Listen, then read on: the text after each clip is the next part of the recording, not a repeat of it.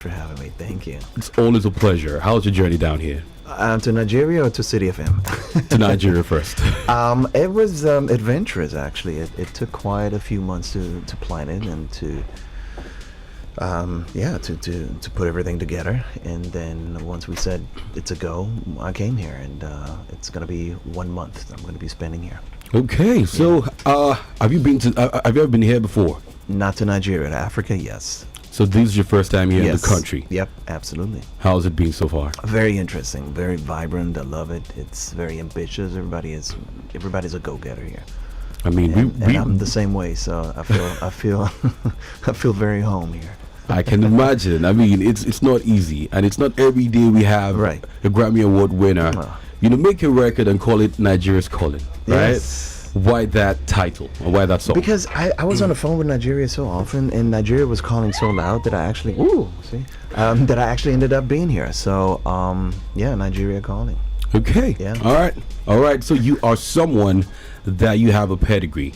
You have the history when it comes to music. You used to be part of a group called Fun Factory. Correct. Yes. Yeah. How did that happen for you? That was my break.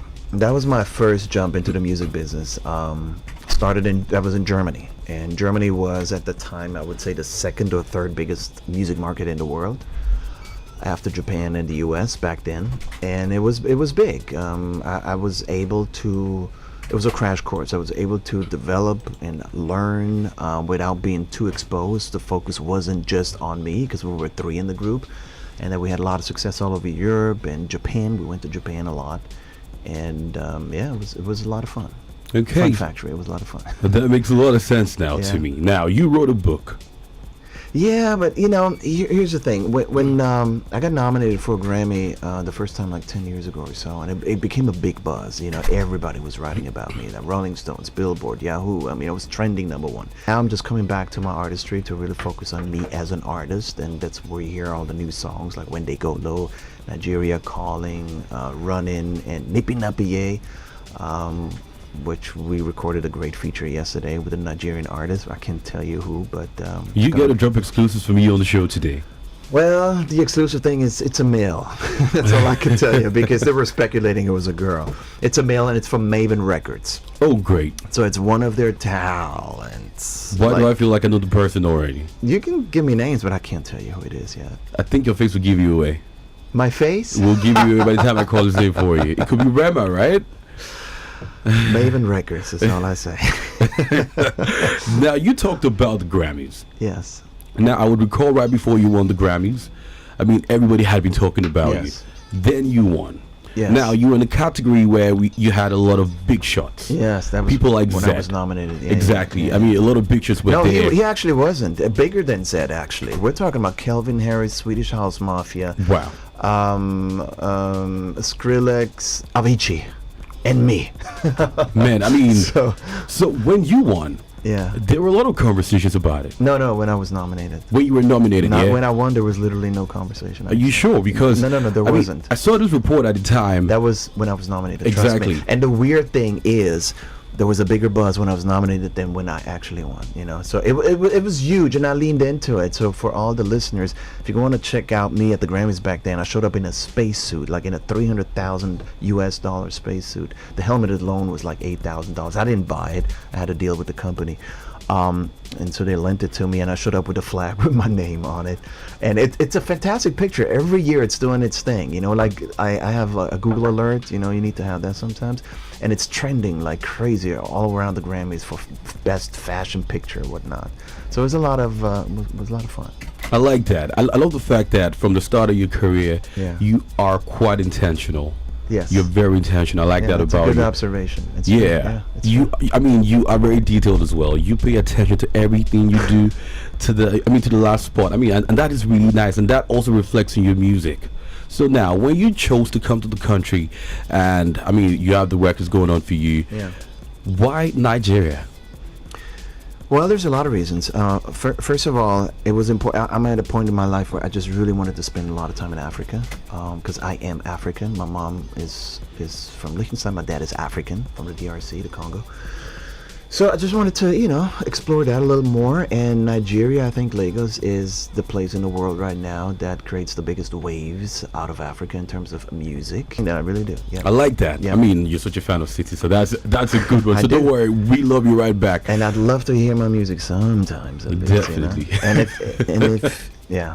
I like it's that. nice, play it twice, but Don't worry, I got you. I got you. So you've got Nippy Nappy Yo. I'm not sure I'm pronouncing that correctly. Nippy Nappy, yeah. Yeah, good. Yeah. Nippy Nappy Yo Yes. with Snoop Dogg. That is quite a collaboration. How did that happen? Well, we met, the first time we met was 20 years ago or so in Switzerland, believe it or not. And so the final version, we just recorded it yesterday with this Nigerian artist from Mavin, who will also be on that song. So that's kind of like news. So what does Nippy Nappy Yo mean? Just having a good time. That's what it means. Yeah, and I coined it. It's my own Oh, language. it's your language. Yes. I like that. You know what? I mean, I produce my music and I write it, and I just never changed. It was a working title. It was actually, as you pronounced it in the beginning, it was Nippy Nappy Yo. And then I changed it to, but I just never came around to really change it. I was like, it feels good. Let's leave it. Okay, I mean that makes a lot of sense. Your project currently, are you working on an EP or an album, or are we getting more singles from you? More singles, but eventually it'll be an album. An album Yeah. before the end of the year. I don't know about that. I'm not sure, but it could be around that time. Could be. Yeah, Okay. Yeah. But do you have a name for the project yet? A what? Do you have a name for the project yet? I don't. No. That is honestly something that's always kind of like lurking in the back of my mind, and I just at some point it'll just be like light bulbs and explosive emojis, and it'll come. But I don't have the name of the album yet. No. Fair enough. I do have the next couple of singles that I have to finish. Like the next single I have to finish is gonna be called "I Want to Be Starting Something." Oh, great. Yeah, it's a great song. I really like it, but that is something I'm working on right now. Yeah. So if you're working on that, was that in any way inspired by Michael? Yes. Oh, The great. title, but Yeah. not necessarily the music. Not the music, but because I know I actually met Manu Dibango. I don't know if you know the story of Manu Dibango. He was the one that it actually did the Mama Say Mama Sama Makusa. Oh. That's where he came from, Cameroonian singer Manu Dibango. And I spoke to him about how that came about and how he eventually got paid. I think it was Quincy Jones' idea actually to put that in the song. Oh, interesting. Yeah. I like that. I like the fact that you have a lot of information. You know, I said it before. They're very intentional. I like that about I you. know my history. Hey, that's good. That's good. Now that you've been in Lagos for quite some time, Yes. what have you grown to love? Of the people, the warmth and but it's very extreme here. You see a lot of extremes here. Like I think the US is extreme also in many ways, but here it's even more extreme. Some of the things that are very heartbreaking here. Like what? Well, when you drive in the streets and what you see in the streets, it's very heartbreaking. It really is. And it really is. And but then you see clubs here that are just as beautiful as anywhere on the planet, and I've been to many clubs in the planet, so it's very extreme in many ways. And there's always the argument of the big three in Nigeria. People talk about the Burners, the Davids, the Wiz. What's the argument? Now the argument is who is alpha, who is number one, who is number two. Have you ever heard of this argument before? Yes. So who's No, your favorite? actually, the argument I heard was that it should be the big four. That's the only thing. There's a big four now. No, that Rayma is saying it should be the big four. But I didn't know that within the three there was an argument. I did not know that. No. So in your own order, how would you place the big four? I would never do that. Okay, that's good. I like that. I'm intentional, right? Yes, you're very intentional. Like, this guy wants to set me up. and honestly, to be very honest with you, I've never thought about it. Like, it's not even something that I would have to think about it. But I don't need my thoughts to go there. Okay, then. Yeah. If you were to give an advice to your younger self, or to your younger self, my younger self, what would you say, and what would you possibly do differently? not much. That and honestly not much, because there's a lot of things I've learned also from things that didn't go through. But here's the thing, I've really learned that there's no such thing as, oh, I did this wrong. I think what's really bad is if you do mistakes twice. I mean, that's a no-go. Okay, please don't do that. But to do mistakes, okay, as long as you learn from it, it actually can help. And you need. There's no person that just does and always succeeds. And you need a lot of no's in order to get a yes. Fair So enough. it's okay. But that is honestly something I did not know when I was younger. And so I guess it just didn't feel good. Now I would feel better about it because I know more, but I wouldn't change it. Like I would still hustle and try, you know. Fair enough. So, Yeah. I mean, what's your proudest moment and the weirdest moment you ever gotten as an artist? As an artist, oh wow, there's so many. Honestly, it's like picking children. You know, it's very very hard. But I'll tell a few.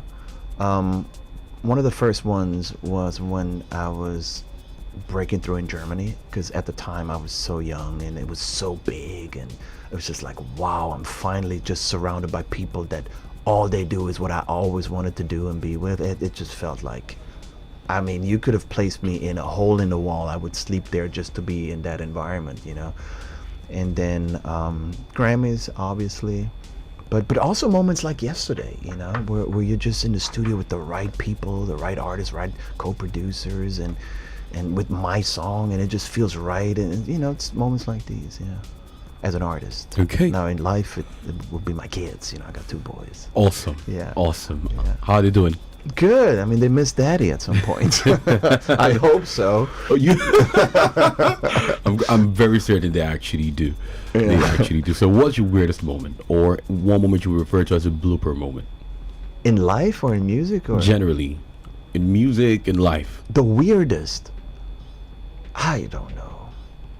I don't know. But I mean, I don't know. But in business, it was certainly the first Grammy nomination, because it wasn't just a nomination, you know. And there's so many things that happened there. I was like, wow, you got to be careful what you wish for, because it comes, and it comes with everything, you know. It wasn't just like, oh, you're a Grammy nominated. No. It came with all the forces you can imagine. In my case, not every Grammy nominee experiences that. It was just because everybody was looking at me, and it was nice in the beginning, but it turned, you know. Also, it was like I had so much jealousy from all corners. Like, it was crazy. I had to get attorneys here. I had to file this. Like, it was literally crazy. And I remember a friend of mine also got nominated that year, and he was in another category. And he was texting me. He was like, my goodness, everybody's on you. Like, I love it. And I was like, man, I wish I was in your shoes. Just have the nomination and nobody bothers you, you know. So you got to be careful what you wish for. But I learned a lot. I grew a lot as a person. In many, many ways. So even that, I'll take it. You know, it is what it is. But that was certainly weird. Okay, Yeah. that works. That works. Thanks for coming on the show. It's been a mind-blowing conversation. Oh, thank you. I tell you that it's not every time I have somebody in the studio that I'm also mind blown. Yeah, I'm done asking the questions, but this time around, there's a lot of information that has really gone into this chat, into this conversation, Thank and you. I really do Thank you. appreciate it. In a few seconds, we're going to check out Nippy Nappy Yeah. right by you. So here's what's going to happen, because I know you're a radio host as well. Everyone follow me on Instagram, Walser Exactly. Music, and thank you so much to you guys and you and City FM for the support of the music. I really do appreciate it, and all the listeners out there. If you like what you're gonna hear now, just go and repeat it on Audio Mac, Boom Play, or Spotify, or wherever. And Walser live here in Lagos on City FM.